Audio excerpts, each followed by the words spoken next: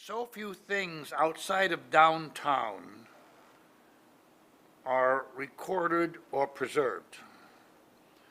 The closest thing I can think of outside of downtown that is preserved is Mission Dolores, only because it's Mission Dolores.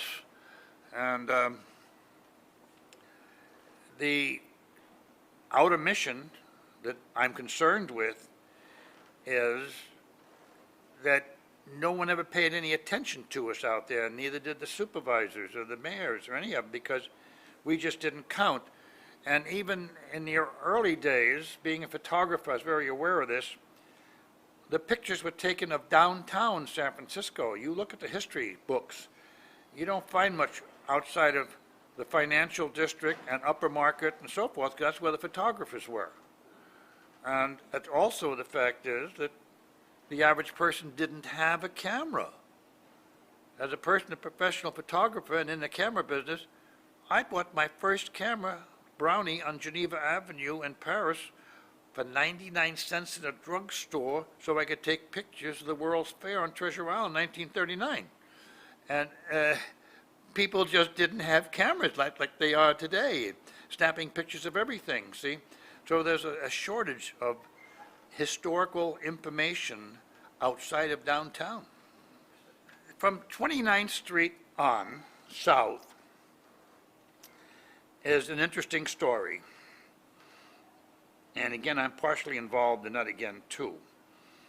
When I became involved in politics in the southern end of San Francisco, it amazed me. It was always outer mission. Outer mission, my God, was from 29th Street to the top of College Hill out to the county line. It included everything. And I might say that somewhere along the line, I don't know exactly when it happened, but I'm sure I complained enough that Excelsior, Crocker Amazon, Mission Terrace, and Ocean View and some of the other places were named on the maps that were never there before. So, also, the fact that in my book, you'll find that we talk about the Irish and the Italian and the German farmers. That's were all farms out there.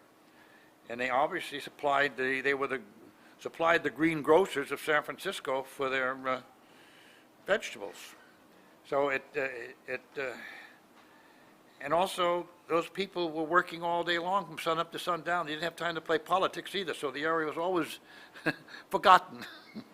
The Excelsior district was very much self-contained, which is not uncommon in San Francisco. San Francisco, with its hills and valleys, like they refer to Rome, you know, they have all these little villages that are almost little private towns in themselves. And it was self-contained. You could buy just about anything you wanted there. You had, we had the largest French bread bakery out there, the Royal Baking Company. We had Farrah's department store where they advertised you could be outfitted from womb to tomb, and just about anything you want except buy an automobile. Yeah, it was very self-contained, and also we had some wonderful stores out there. You had no reason to go out of the neighborhood. We had macaroni factories, salami factories. Actually, the Red Cherry Bakery, Mr. Zitlauch and his wife ran it, and it just so happens Mr. Zitlauch happened to be the pastry chef for the Palace Hotel. Who could have a better neighborhood baker when you think about it? But we were full of things like that. Columbus macaroni and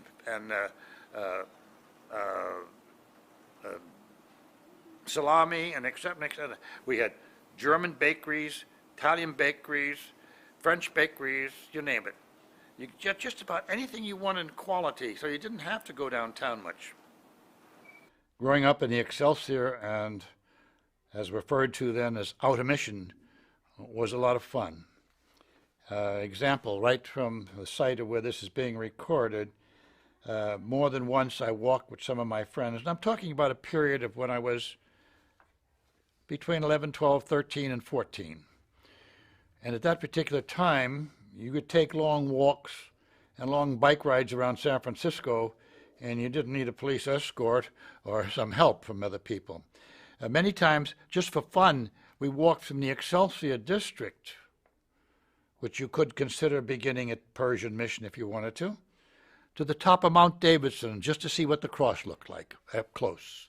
And in case you're interested, that's quite a walk. Because one thing about a hike is, I've learned, you always have to walk back too. So when you start to get tired, it's time to turn around.